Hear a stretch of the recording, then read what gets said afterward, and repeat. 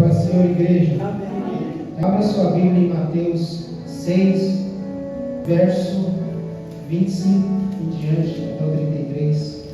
Por isso vos digo, não andeis ansiosos pela vossa vida, quanto que haveis de comer ou beber, nem pelo vosso corpo, quanto ao que haveis de vestir.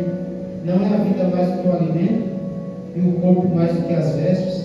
Observai as aves do céu, não semeiam nem colhem, nem ajuntam em celeiros, contudo vosso Pai Celeste a sustenta. Porventura não valeis vós muito mais do que as aves? Qual de vós, por ansioso que esteja, pode acrescentar um pouco ao curso da sua vida? E por que andais ansiosos quanto ao vestuário? Considerai como crescem os lírios do campo. Eles não trabalham, nem fiam.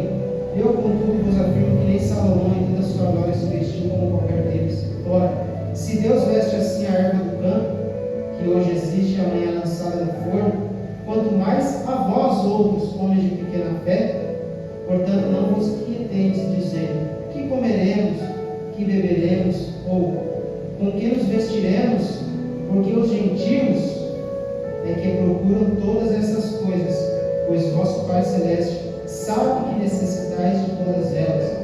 Buscai, pois, em primeiro lugar, o reino de Deus e a sua justiça, e todas essas coisas vos serão acrescentadas. Portanto, não vos inquieteis com o dia de amanhã, pois o amanhã trará os seus cuidados. Basta ao dia o seu próprio mal. Amém, igreja? Este texto ele vai nos ensinar e nos afirmar que nós temos que primeiro buscar o reino de Deus e a sua justiça. Em primeiro lugar, não quer dizer que seja um campeonato, não, que você luta pelo primeiro lugar. Não é isso que a Bíblia está falando. A Bíblia está falando que buscar o reino de Deus em primeiro lugar. Por que Deus está falando isso comigo e com você? Porque nós, como seres humanos, nós invertemos as coisas, igreja. Nós queremos primeiro buscar as coisas materiais. Nós temos por natureza isso, porque dá a impressão de que é muito mais fácil buscar as coisas dessa terra, mas não.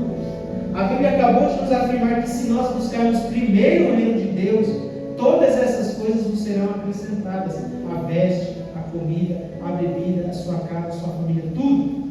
Não sou eu que estou falando, é a Bíblia que nos afirmou agora. São as palavras de Jesus, que ele diz assim: se você buscar o reino de Deus em primeiro lugar, acima de tudo, acima de todos, isso virá atrás de você. Você não vai precisar. Não quer dizer que você não tenha que se preocupar com nada, que você que não tenha que se esforçar em trabalhar e estudar. Não é isso. Mas a Bíblia está nos afirmando que se eu buscar o reino de Deus em primeiro lugar, tudo isso que nós lemos, Deus vai acrescentar a sua vida.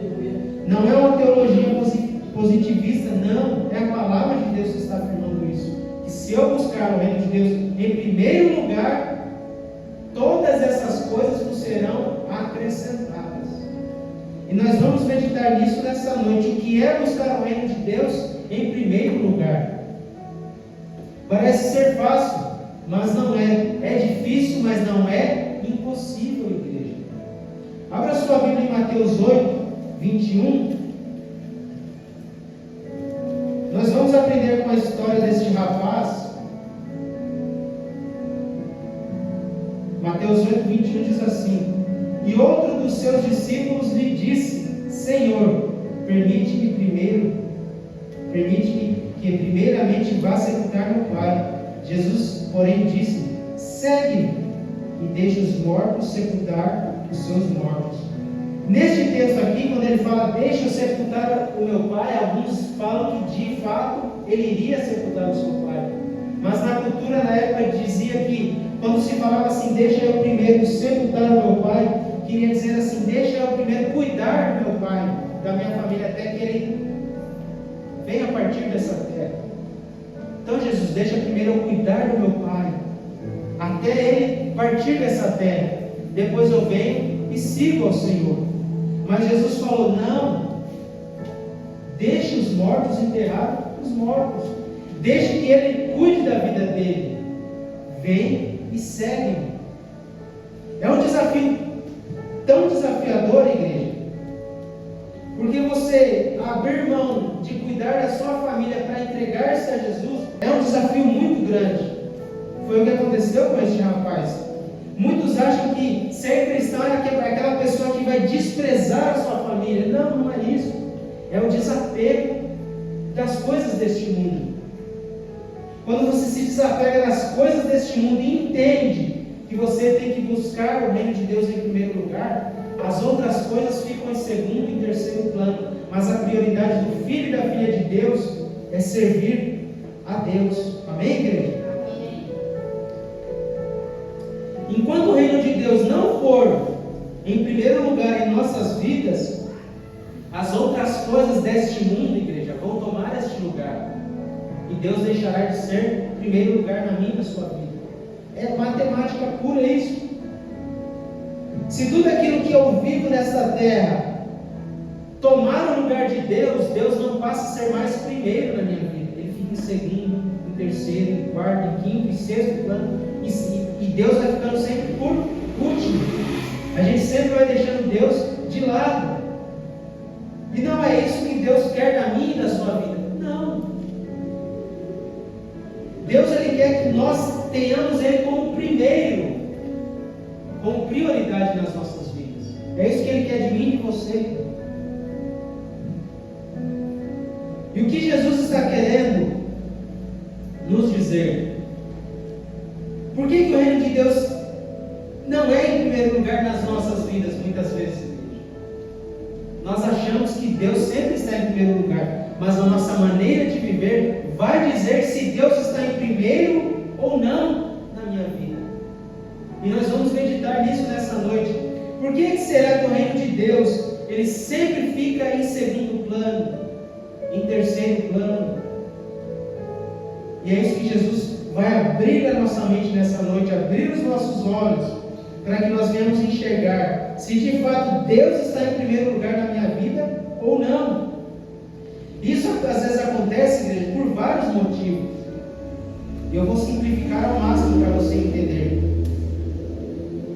O reino de Deus ele não está em primeiro lugar em nossas vidas, sabe por quê? Porque nós permitimos que isso aconteça na nossa vida. Simplesmente a gente vai deixando que as coisas vão acontecendo. E nós sabemos que a vida ela não para, a vida não espera. O reino de Deus é a mesma coisa. A gente vai permitindo que as coisas, o dia a dia, vai nos deixando cheio de tarefas, cheio de compromissos. E automaticamente o reino de Deus vai ficando de lado. É uma das coisas que acontece na vida do crente e da crente daquele que não serve a Deus. Isso acontece muitas das vezes, igreja, de forma inconsciente.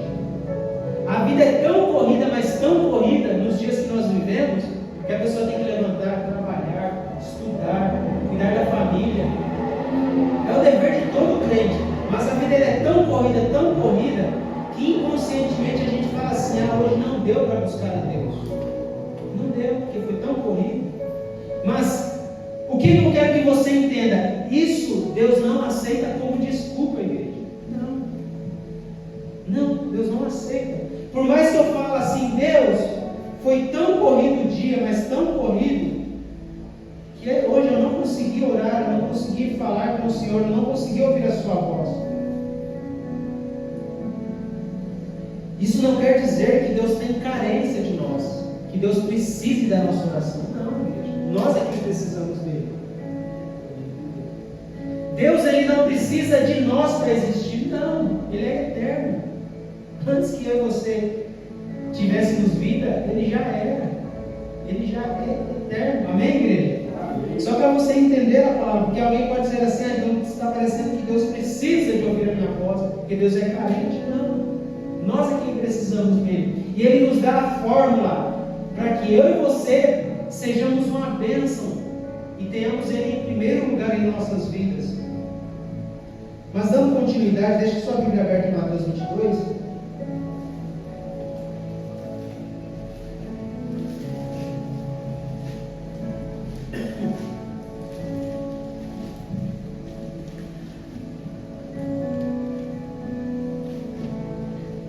Aí uma pergunta que fica para a nossa reflexão: por que será que nós não conseguimos permitir que Deus fique em primeiro lugar em nossas vidas?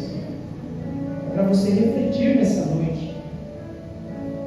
desses motivos é igual eu te falei, nós vamos deixando de lado o reino de Deus devido à correria do dia a dia.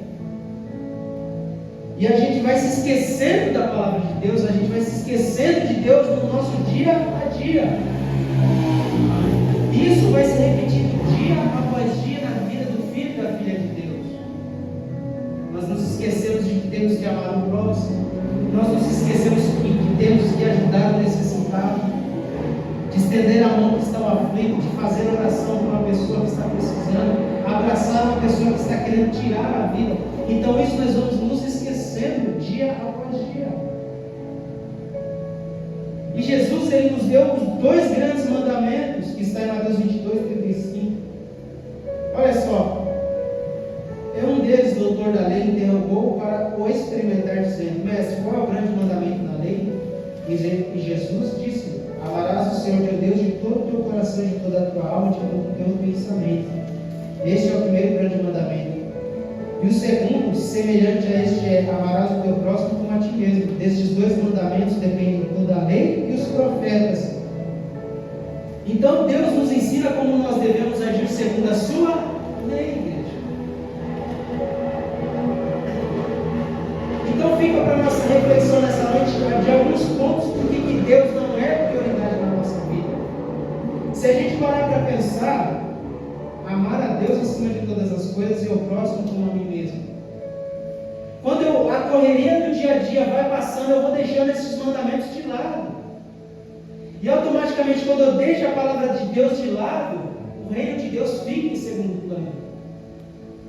E aí quando vem a tentação, a prova, a luta, a adversidade, quando eu tenho que amar o meu próximo, a correria do reino de Deus está em segundo plano. Eu não consigo amar aquela pessoa. Eu não consigo abençoar os que me perseguem. Eu não consigo falar com Deus. Quem está entendendo, diga amém. Então você está entendendo que é muito fácil deixar o plano de Deus, o reino de Deus, em segundo lugar, não em primeiro. Infelizmente, como nós estamos nessa era moderna, a situação não muda, igreja. Se você pegar este texto que nós lemos, deste rapaz que queria experimentar a Jesus, ou se você pegar aquele rapaz que não conseguiu seguir a Jesus, porque o reino de Deus não estava em primeiro lugar, são 2000 anos atrás, igreja. Se a gente olhar para a nossa atualidade, não mudou nada praticamente. Você vê que passaram-se 2000 anos e ainda nós temos dificuldade de buscar a Deus, de pôr Deus em primeiro lugar. Nós temos essa dificuldade. É uma realidade na vida do homem e da mulher. Não, agora você fala, então Deus quer isso? Não. Por isso que a palavra de Deus está nos ensinando nessa noite de como que eu vou pôr Deus em primeiro lugar na minha vida e conseguir cumprir este mandamento de amar Deus acima de todas as coisas. Uma coisa está ligada à outra. Aí parece até, igreja, ser engraçado. Você olha assim, na época de Jesus as pessoas tinham dificuldade de pôr o reino de Deus em primeiro lugar. Aí a gente lê o texto e fala, não é possível que essa pessoa não conseguiu pôr o reino de Deus em primeiro lugar. Como que essa pessoa não conseguiu amar a Deus? O jovem chega aos pés de Jesus e fala, Senhor, o que é necessário para que eu tenha o reino de Deus? Para que eu tenha a vida eterna? Jesus fala, você conhece os mandamentos? Ele, sim, conheço, desde a minha meninice, da minha mocidade. Jesus fala, te falta uma coisa, vai, vende tudo quanto tens e reparte com os pobres, ou dá aos pobres, vem e segue e terás o tesouro no céu. Aquele jovem ficou muito triste. Então você vê que se a gente olhar para a história antiga e para a atualidade, nós nos encontramos na mesma situação. Nós temos a dificuldade de pôr Deus em primeiro lugar. E por que isso acontece? Nós vamos ver na palavra de Deus que é para você não entrar em desespero. Porque tem pessoas que caem em desespero. Eu não consigo, Leandro, colocar o reino de Deus em primeiro lugar. O que eu faço? Acalma o teu coração, que a palavra de Deus vai iluminar a nossa mente os nossos olhos, a nossa caminhada com Deus, e vai ser bênção, porque eu creio que a palavra de Deus ela tem este poder de nos transformar. Talvez você se pergunte assim: Leandro, eu tento de várias maneiras pôr o reino de Deus em primeiro lugar, mas não consigo. Essa luta não é só sua, nós estamos nesta caminhada juntos. A mesma situação que acontece com você, acontece comigo, acontece com todo ser humano na face da terra.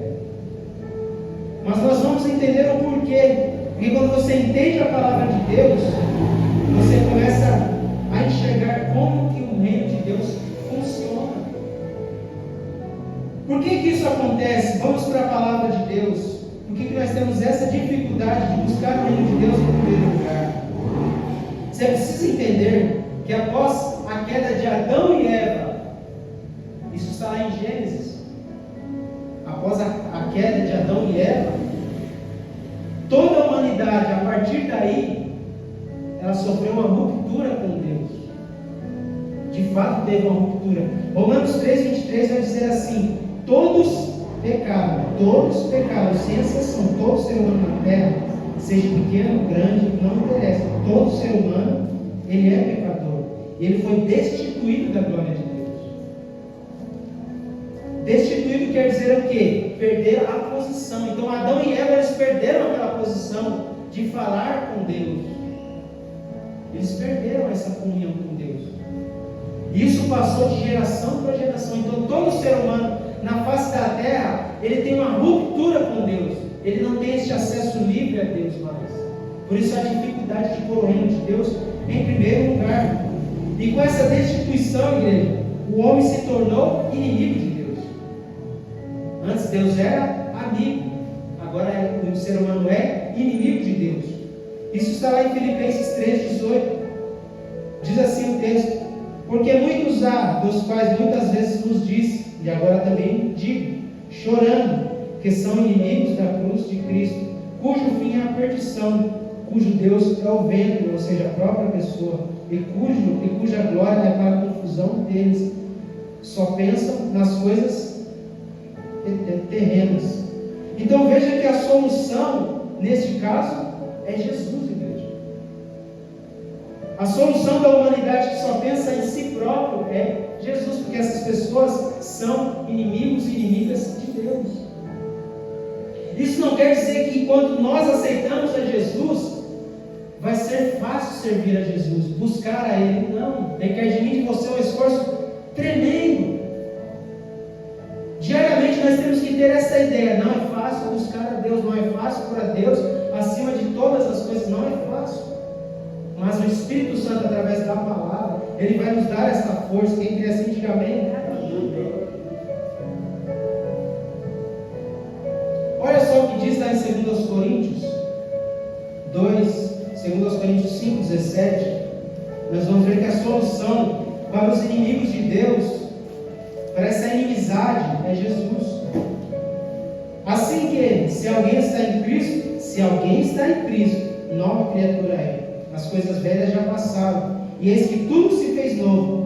E tudo isso provém de Deus, que nos reconciliou consigo mesmo, por Jesus Cristo, e nos deu o ministério da reconciliação. Isto é, Deus estava em Cristo reconciliando consigo o mundo, não lhes imputando os seus pecados, e pôs em nós a palavra da reconciliação.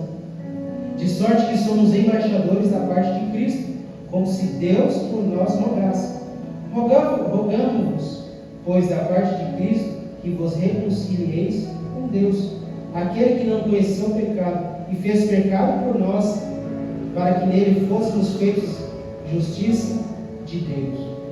Então veja que, após a pessoa se tornar salva ou salva, nós precisamos aprender a administrar o nosso tempo. Jesus, ele pagou o preço, sim ou não? Pagou. Então nós precisamos, nessa correria do dia a dia que nós vivemos, administrar o nosso tempo. Por que eu estou te dizendo isso? Porque se a gente não administrar o nosso tempo, igreja, nós vamos deixar Deus de lado. Pense comigo, quantas horas tem um dia? 24 horas, sim ou não? Um dia tem 24 horas. nós reservamos 8 horas para trabalhar, 8 horas para dormir e sobram 8 horas. Sim ou não?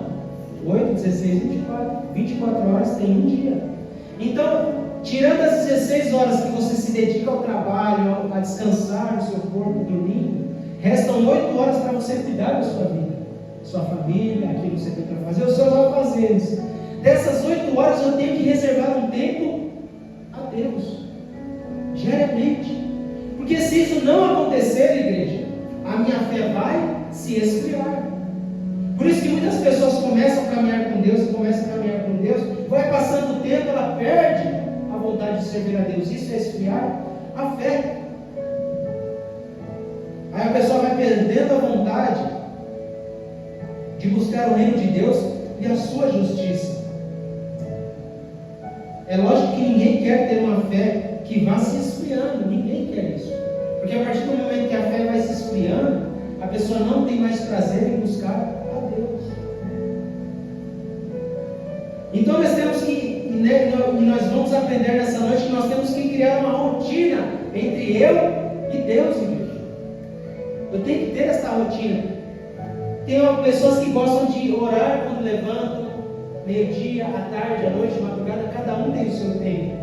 Mas nessas 24 horas eu tenho que reservar o tempo para buscar a Deus.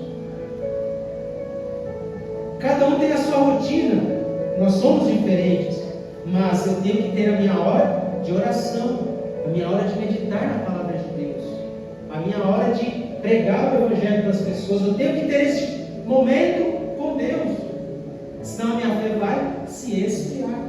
Porque pense comigo, 24 horas tem um dia, e dessas 24 horas eu não consigo reservar sequer meia hora para Deus.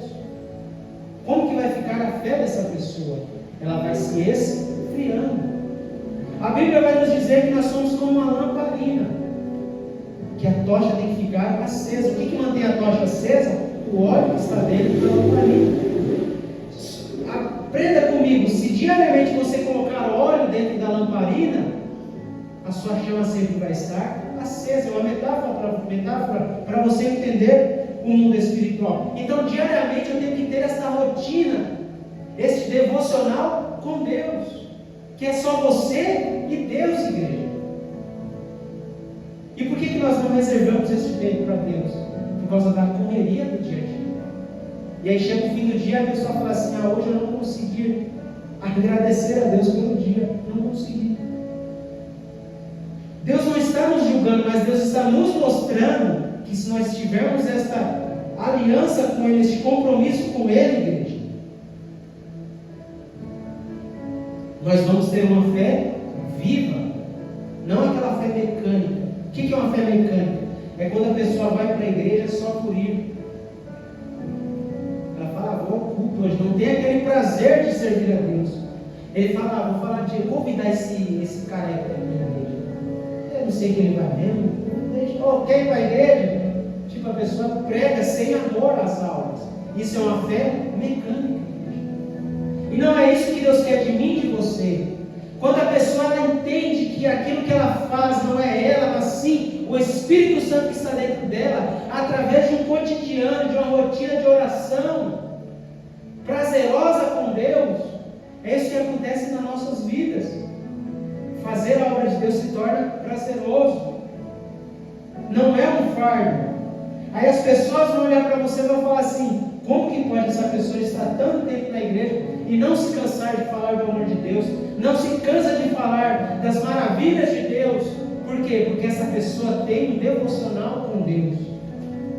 Eu quero ter esse devocional com Deus diariamente. Quem quer, diga amém. Amém. Mas o que aconteceu com a nossa era?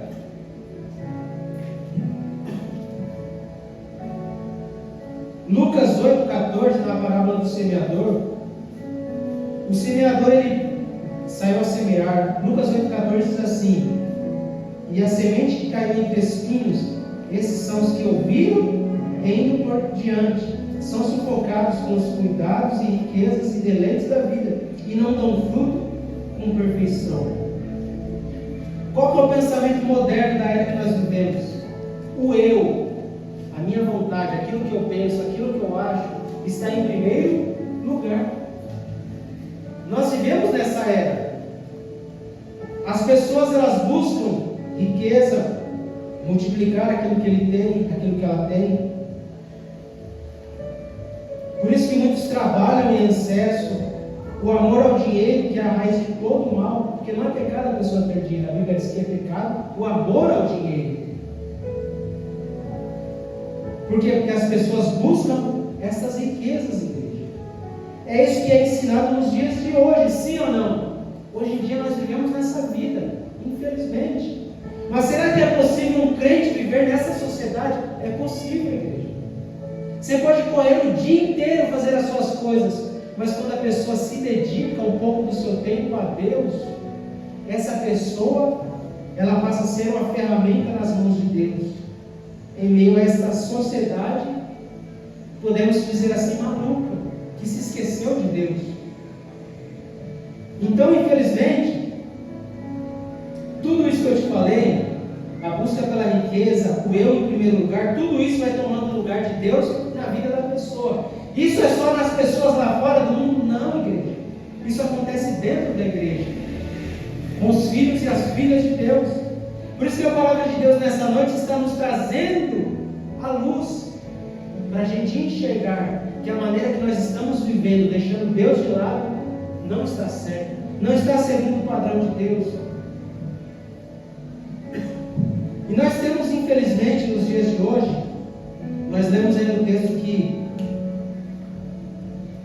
a semente ela é sufocada com os cuidados de riquezas e deleites da vida, e essa pessoa não dá fruto com perfeição. Infelizmente, nós temos nos dias de hoje muita informação ao alcance de todos. Nós temos, infelizmente, nos dias atuais um deleite, tem vários deleites, mas eu quero falar em específico, que é um deleite intelectual, que faz com que a pessoa, ela usa a razão para deixar Deus de lado. Ela fala, não, eu não preciso de Deus, para que eu quero Deus? Infelizmente, nós vivemos uma era assim, igreja. E a pessoa vai atrás de conceitos, vai atrás de estudos, e a pessoa acha que isso é o necessário. Isso acontece dentro da igreja, com os filhos e filhas de Deus. A pessoa ouve a palavra de Deus e fala, nossa, de fato a palavra de Deus está falando para fazer assim, assim e assado. Mas eu escutei tal pessoa dizer que não preciso estudar a Bíblia. A Bíblia é um livro qualquer. A Bíblia não é a palavra de Deus. Então, para que eu vou ler? Para que eu vou acreditar na palavra de Deus? Eu não preciso dela para viver. Eu já tenho meu trabalho, eu já ganho bem, eu compro o que eu quiser, eu faço o que eu quiser na minha vida. Isso é o pensamento que tem entrado, infelizmente, no meio de alguns crentes, igreja. Por que eu estou te dizendo isso? Porque para eu ser um cristão, eu tenho que ser um cristão segundo a vontade de Deus, não segundo aquilo que eu penso, aquilo que eu acho, não. Lá em Romanos 1,25, olha só o que diz o texto: pois mudaram a verdade de Deus em mentira, e honraram e serviram mais a criatura do que o Criador, que é bendito eternamente. Por isso que Deus não está mais em primeiro lugar na vida de muitas milhares e milhões de pessoas. Porque a pessoa acha que servir a Deus é o que ela acha, é o que ela pensa, é o que ela decide. Não. E uma coisa eu te digo: é impossível servir a Deus à minha maneira. É impossível, igreja. Não tem como eu servir a Deus segundo a minha maneira, porque a minha maneira é confortável para mim. Mas quando eu vou para a palavra de Deus, eu entendo que de fato a palavra de Deus nos confronta.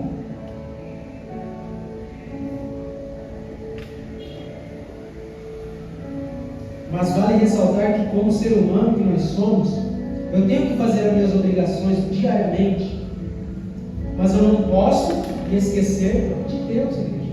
Não posso. Eu não posso deixar Deus de lado. Por que eu estou te falando isso? Porque a humanidade ela anseia por Deus, mas enquanto Deus não for prioridade na vida dessa pessoa, ela vai buscar a Deus em lugares errados. Talvez ela até entre aqui na nossa igreja que prega a palavra como ela é, mas se ela não abrir mão, se ela não for humilde, se ela não entender que a palavra de Deus tem que ser aplicada na nossa vida como ela é, porque infelizmente tem pessoas que interpretam a Bíblia de maneira errada. Por que eu estou dizendo isso? Em nós, igreja, tem que ter o mesmo sentimento que teve em Cristo, lá em Filipenses 2,5. Olha só o que diz o texto: de sorte que haja em vós o mesmo sentimento que houve também em Cristo Jesus, que, sendo em forma de Deus, não teve por usurpação ser igual a Deus, mas esvaziou-se a si mesmo, tomando a forma de servo, fazendo-se semelhante aos homens, e achado na forma de homem, humilhou-se a si mesmo, sendo obediente até a morte e morte de cruz. Quando o texto diz que ele se esvaziou de si mesmo, foi o texto que nós lemos. Ele se esvaziou. Ele é Deus, mas ele esvaziou-se de si mesmo. Pense comigo, Deus, Ele é todo poderoso, tem o controle de todas as coisas na sua mão. Ele criou todo o cosmos que existe, o planeta inteiro, os planetas, tudo foi feito por Ele. Nele está toda a essência da sabedoria e conhecimento, misericórdia, amor. Agora este Deus infinito, imensurável, igreja, Ele se esvazia de tudo isso. Ele se esvazia de tudo isso e vem à terra, na forma de homem, na forma de servo, para obedecer uma missão, um mandamento. Vir a essa terra, se desfazer de toda a sua glória, ser humilhado, cuspido, bateram nele, violentaram ele, e ele foi pendurado numa cruz. Esta era a missão dele, para salvar o pecador. Para você entender isso, que ele se humilha a si mesmo, quantos de nós temos a dificuldade de se humilhar aos pés de Deus? Eu encontro pessoas intelectualmente muito boas, muito inteligentes, mas elas não conseguem se humilhar diante de Deus. As pessoas falam: não, mas Leandro, como que eu vou acreditar numa bobeira dessa que é a Bíblia? As pessoas falam, igreja. Aí eu fico imaginando, se Deus se humilhou, se esvaziou para cumprir o que era para ser feito, quem dirá nós, igreja? Veja que Deus quer que a gente se humilhe aos pés dele e reconheça a nossa pequenez, a nossa limitação, que somos mortais, pecadores. Então eu tenho que me humilhar, me esvaziar de mim mesmo e ser obediente.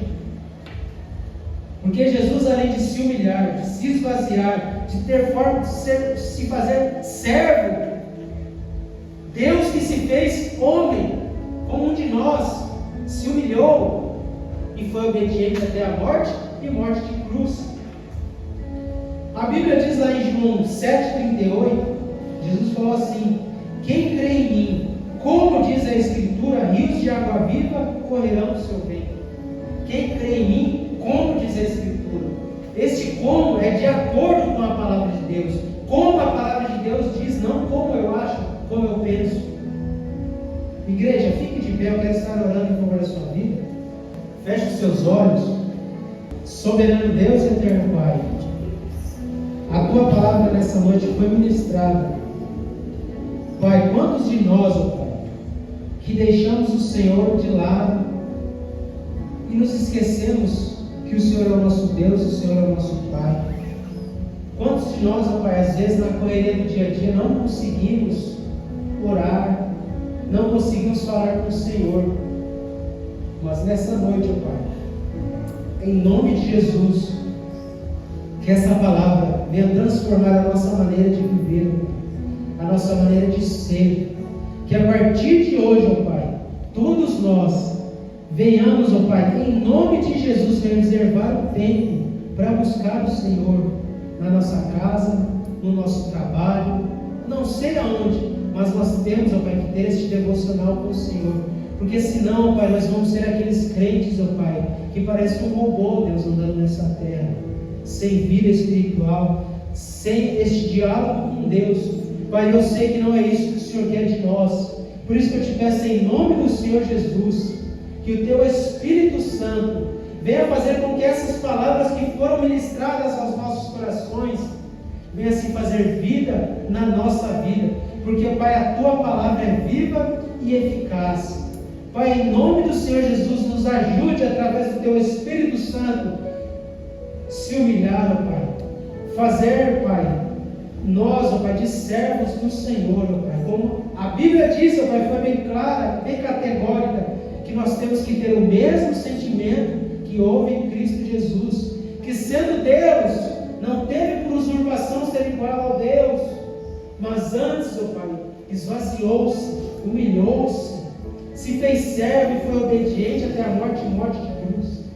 Deus, isso é uma lição tremenda para nós, ó Pai, que às vezes nos achamos grandes, nos achamos inteligentes, nos achamos dono do mundo e nos esquecemos que há um Deus soberano, eterno, poderoso, que nos ama.